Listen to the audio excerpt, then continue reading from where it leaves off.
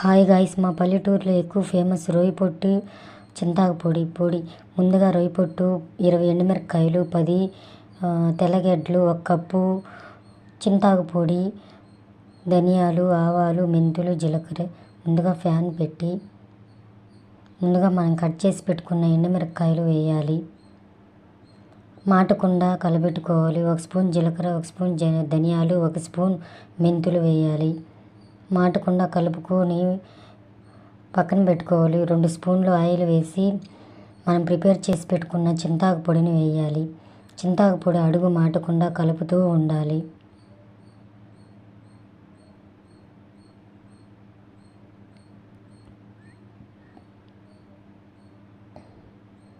పక్కన పెట్టుకోవాలి.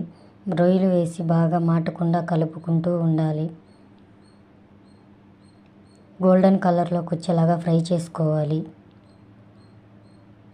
ఫ్రై అయిపోయిన తర్వాత తీసుకొని ప్లేట్లో పెట్టుకొని వాటిని చెరుక్కొని శుభ్రం చేసుకోవాలి.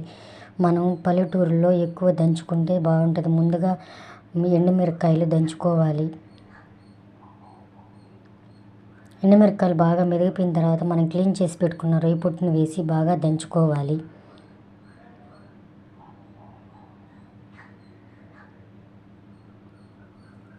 మెత్తగా అయిపోయిన తర్వాత చింతాకు పొడిని వేసుకొని దంచుకోవాలి.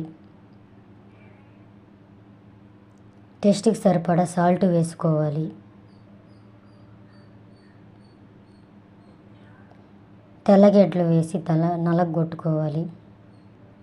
అంతే గాయ్స్, మన చింతాకు రొయ్య పొట్టు పొడి ప్రిపేర్ అయిపోయింది. సూపర్ టేస్ట్గా ఉంటుంది. నెయ్యిలో వేసుకుంటే ఇంకా చాలా టేస్ట్గా ఉంటుంది. Thank you for watching. Please like and subscribe.